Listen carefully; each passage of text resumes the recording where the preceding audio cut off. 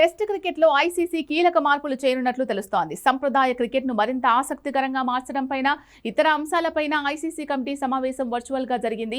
ఈ సమావేశంలో ICC chairman Jay Shah సహా ICC cricket committee head Sourav Ganguly సహా తదితరులు హాజరయ్యారు. ఈ నేపథ్యంలోనే సమావేశంలో పలు కీలక నిర్ణయాలు తీసుకున్నారు. ముఖ్యంగా టెస్ట్ క్రికెట్లో వినియోగిస్తున్న ఎర్ర బంతికి బదులు ఇకపై పింక్ బంతిని వినియోగంలోకి తీసుకురావాలి అనే యోచనలో ఐసీసీ ఉంది. దీంతో పాటు టీ20 క్రికెట్లో ఇన్నింగ్స్ విరామ సమయాలు, డ్రింక్స్ బ్రేక్ల సమయంలో హెడ్ కోచ్ మైదానంలోకి వచ్చేందుకు అనుమతి ఇవ్వడం సహా పలు అంశాలు పరిగణలోకి తీసుకున్నట్లు తెలుస్తోంది.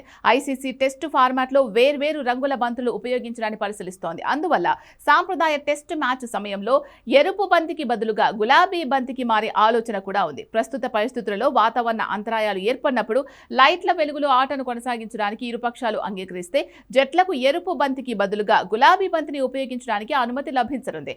ప్రతిపాదిత మార్పుల వివరాలు ఇంకా ఖరారు కానప్పటికీ ఒక టెస్ట్ మ్యాచ్ సందర్భంగా ఎరుపు బంతి నుండి గులాబీ బంతికి మారే ప్రక్రియను ఎలా నిర్వహిస్తారు అనేది ఆసక్తిగా మారింది. డ్రింక్స్ విరామ సమయంలో హెడ్ కోచ్ ను మైదానంలోకి అనుమతించడంపై సమావేశంలో చర్చకొచ్చింది. అయితే దీనిపై వన్డే క్రికెట్ లో తీసుకురావాలని ఐసీసీ యోచిస్తోంది.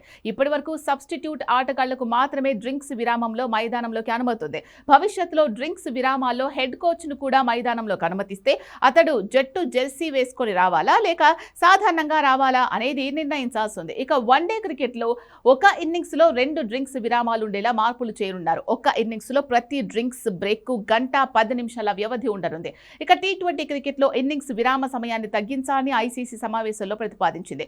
ఇప్పటి వరకు ఉన్న 20 నిమిషాల సమయాన్ని 15 నిమిషాలకు కుదించాలని నిర్ణయించింది. దీంతో రాబోయే రోజుల్లో టీ20 క్రికెట్ లో ఒక ఇన్నింగ్స్ ముగిసిన అనంతరం రెండో ఇన్నింగ్స్ 15 నిమిషాల్లోనే ప్రారంభమయ్యేలా చూసుకోవాలని ఐసీసీ తెలిపింది. మే 30న అహ్మదాబాద్ లో జరగనున్న మలి విడత సమావేశంలో ఐసీసీ బోర్డు దీనిపై క్లారిటీ రానుంది.